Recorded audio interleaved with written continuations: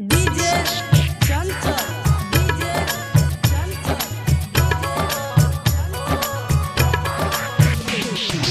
निर्मली बाजार निर्मली बाजार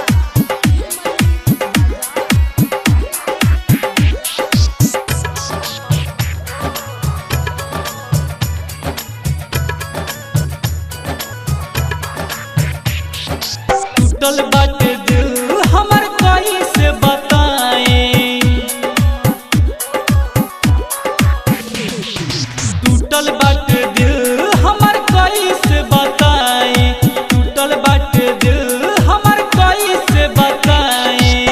सभे लइकी तो भाई सभे लइकी तो भाई होली सकसाई। टूटल बाटे दिल हमर कैसे बताएं। टूटल बाटे दिल हमर कैसे बताएं। डीजे चंचल डीजे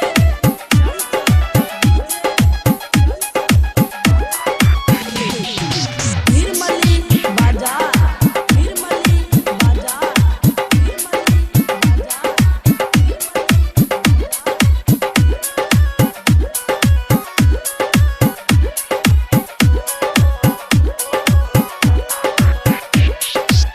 जियल मोहाल भइल है सब सोच के। घुट घुट के जियत बानी लोरे अपन पोछ के।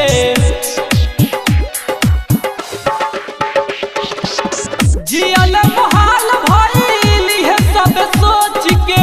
घुट घुट के जियत बानी लोरे अपन पोछ के।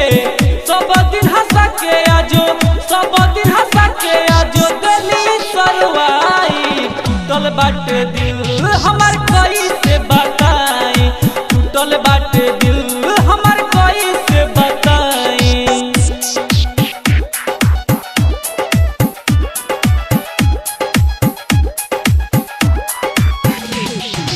निर्मली बाजार निर्मली बाजार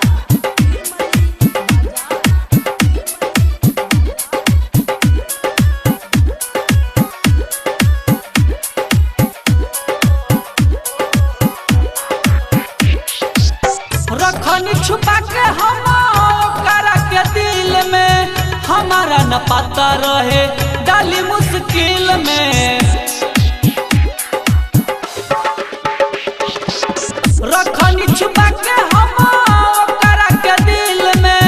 हमारा न पता रहे डाली मुश्किल में। राजू पटेल कहे गोविंद संदीप कहे गैली सब भुलाई। टूटल बाटे दिल हम